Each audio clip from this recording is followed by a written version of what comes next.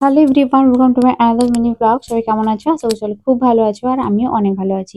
তো আজকে ছিল বিশ্বকর্মা পুজো আর আজকে সন্ধ্যেবেলা আমরা ৩ জনে মিলে একটু বেরিয়েছিলাম। তারপর তার বাবা বলল যে চলো চিনিকে একটু আমরা ঠাকুর দেখিয়ে আনি। আর এও এমনিতে মেলায় যেতে বা ঠাকুর দেখতে খুব ভালোবাসে। তো বিয়ে আমার ৫ বছর হয়ে গেল, কখনোই বিশ্বকর্মা পুজোতে বাড়ি থেকে বেরোনো হয়নি। এই ১ম বার চিনির জন্যই আমাদেরও বেরোনো হলো। তো যাই হোক, ওর বাবা বলল যে চলো মাদাখালী থেকেই ওকে কয়েকটা ঠাকুর দেখিয়ে আনি। তো সেই কারণে আমরা এসছি আর এখানে বেশ ৪-৫ টা ঠাকুরও দেখেছি। বেশিক্ষণ ছিলাম না, খুব অল্প সময়ই ছিলাম। আমরা ঠাকুরগুলো দেখে নিয়ে আর চিনি কিন্তু বেশ মজা পেয়েছে।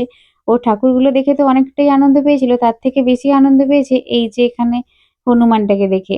ওর ভীষণ পছন্দ হনুমান। এখান থেকে ও যেতেই চাইছিল না। এইখানেই প্রায় ১৫ থেকে ২০ মিনিটও দাঁড়িয়ে আছে। এখানে শেয়াল, হনুমান এগুলো তার এত ভালো লেগেছে। দেখতেই পাচ্ছ আমরা আনছি, ও আসবেই না। যাই হোক, অনেকক্ষণ দেখার পরে আমরা জোর করে ওখান থেকে নিয়ে আসি। তারপর আরো ২-১ টা ঠাকুর আমরা দেখি। তারপর ও যা হয় আরকি, মেলা গেলে ওর ১ম অ্যাট্রাকশন থাকে বেলুনের দিকে আর ২য় থাকে ওই বাবলস এর দিকে।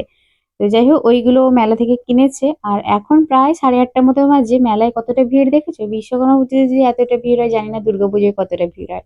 যদিও আজ পর্যন্ত আমি মাদাখালীতে কোনো মেলা বা ঠাকুর দেখতে আসিনি। এই ১ম ই এলাম। এবারে দুর্গাপুজোতে আসার খুবই ইচ্ছে থাকলো। চেষ্টা করব একটা দিন আসার। তারপর আমরা হচ্ছে পাপড়ি চাট খেয়ে বাড়ির দিকে চলে আসি। তো আজকের মিনি ব্লগটা তোমাদের কেমন লাগলো কমেন্টে জানিও। ভালো লাগলে একটা লাইক দিয়ে চ্যানেলটা সাবস্ক্রাইব করে পাশে থেকো। আসছি খুব তাড়াতাড়ি আমার পুজোর শপিং এর ভিডিও নিয়ে। তার জন্য সবাই সাথে থেকো। টাটা!